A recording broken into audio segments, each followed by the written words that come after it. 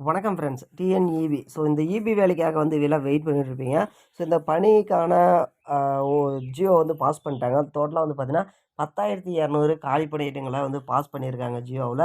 So இது வந்து பார்த்தீங்கன்னா, எப்போ வந்து பார்த்தீங்கன்னா, போஸ்டிங் ஆனது போடுவாங்க. அதாவது நோட்டிஃபிகேஷன் இது ஆனது விடுவாங்க அப்படின்ற மாரி எல்லாருமே எதிர்பார்த்துட்டு இருக்கீங்க. ஸோ இந்த எதிர்பார்ப்புக்கு வந்து பார்த்தீங்கன்னா, ஒரு ஒ அது மட்டும் இல்லாம இன்னும் ஒரு ப்ளஸ் கூட இருக்கு அப்படின்னு சொல்லலாம். ஸோ என்னன்னா, ஆல்ரெடி வந்து பார்த்தீங்கன்னா, தற்காலிகமா எல்லாமே வேலை செஞ்சுட்ருக்கீங்க. ஸோ இந்த வேலை செஞ்சவங்களுக்கு எல்லாருக்குமே ஒரு அதாவது அது எங்களுக்கு வந்து முன்னுரிமை அப்படின்ற மாரி எல்லாருமே வந்து கேட்டுட்ருக்காங்க.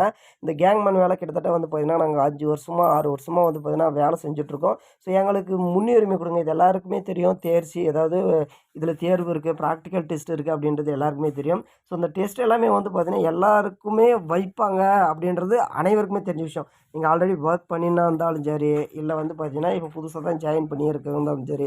ஸோ எல்லாருமே வந்து பார்த்தீங்கன்னா, இந்த வேலைய பொறுத்தளவுக்கு 100% தேர்ச்சி இதெல்லாம் இருக்கு. ஸோ இதில வந்து பார்த்தீங்கன்னா, உங்களுக்கு ஆல்ரெடி வந்து பார்த்தீங்கன்னா, நீங்க அதில வேலை செஞ்சுட்டு இருக்கிறதுனால, அதில எக்ஸ்பீரியன்ஸ் இருக்கிறதுனால, உங்களுக்கு சில வந்து பார்த்தீங்கன்னா, அட்வான்டேஜே வந்து குடுக்குவாங்க.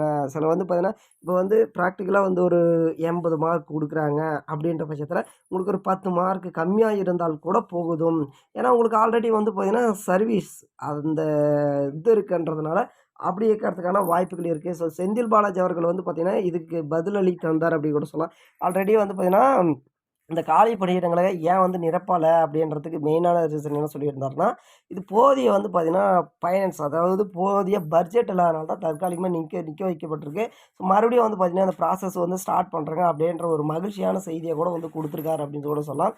ஸோ இது பொறுத்தளவுக்கு டோட்டலா வந்து 60,000 காலி பணியிடங்கள் இருக்கு. இந்த கேங்மேனா இருக்கட்டும். ஸோ டோட்டலா வந்து பார்த்தீங்கன்னா, அந்த இபில வந்து 60,000 காலி பணியிடங்கள் இருக்கு. ஸோ இந்த 60,000 காலி பணியிடங்கள்ல இப்போ நம்ம வந்து பார்த்தீங்கன்னா, ஒரு 15,000மாவது இது பண்ணுவாங்க அப்படின்னு பார்த்தா, ஒரு 10,200 மட்டும் ஜியோ பாஸ் பண்ணியிருக்காங்க. ஸோ அது வந்து ப்ராசஸ்ல தான் இருக்கு. அதனால வந்து பார்த்தீங்கன்னா, தயாரா இருங்க. உங்களுக்கு வந்து பார்த்தீங்கன்னா, இதுக்கான நோட்டிஃபிகேஷன் குடுக்க போறாங்க. அதுல எந்த ஒரு மாற்றமும் கிடையாது. ஸோ இன்னும் வந்து ஓரிரு வாரங்களுக்குள்ள இதுக்கான நோட்டிஃபிகேஷன் வெளியாயிடும். ஸோ வேற ஏதாவது அப்டேட் வந்துச்சுன்னா கண்டிப்பா தெரிவிக்கிறோம். நன்றி, வணக்கம். Thank you.